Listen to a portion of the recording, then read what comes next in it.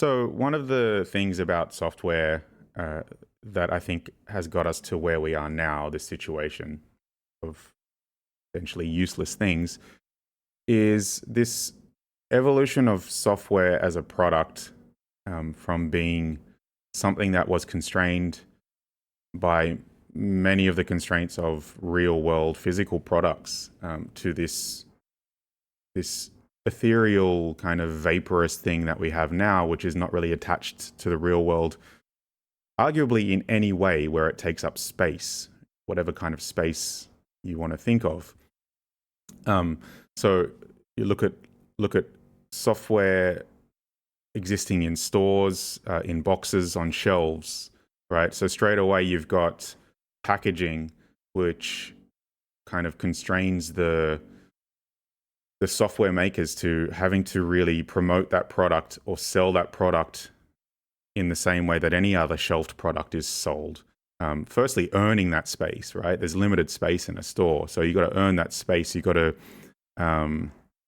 really show that you're doing something that you say you're doing, and you've got to be able to say that on the box. Secondly, you're going to be positioned right next to your competitors in that category or whatever that type of product is. Then you've got the installation media taking up more space. Then you have to install that software on a computer. So you have to earn that space on the person's computer. And then there's the cost, right? You buy a product from the shop, you've got to think about the space of your finances and what you can afford, right? So it has to earn that as well. And gradually over time, these things have kind of broken down and been taken away from software. Obviously the packaging and the installation media replaced by the ability to sell software on the internet and to download it, to install it that way. Then, the evolution of the web and the increasing prominence of web applications, you start getting applications you don't need to install anymore. So there's the space on your hard drive is no longer a factor, so they don't need to earn that anymore. And you could go as far as talking about the costs, and you look at a lot of the major software products these days, like Figma or Slack or Notion, and you look at any of these kind of software as a service in the cloud, in the browser kind of pieces of software. And if you're using it for personal use, generally they have a free tier, so you don't have to pay for it. So that is out of your mind, that ability, that need to earn your the space in your bank account, right? But when you do pay for it, it's not you, it's not the user, the person using it, that is paying for it, it's the employer. So it's still not there, right? That space.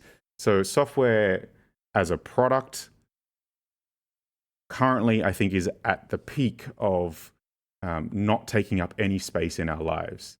And what that results in is a much lower threshold for demanding something from that software, or at least recognizing that the software is both not promising anything and not delivering on anything particular.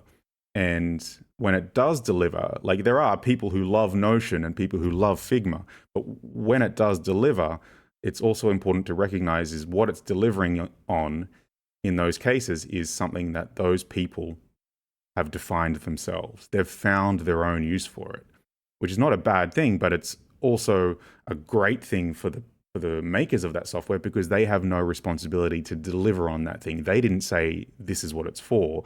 So the only thing they need to deliver on is uptime and, no bugs or like the technical ability to deliver. But as far as like purpose, there's no responsibility. It's complete vapor. And software as a product is now at that ultimate level of vapor.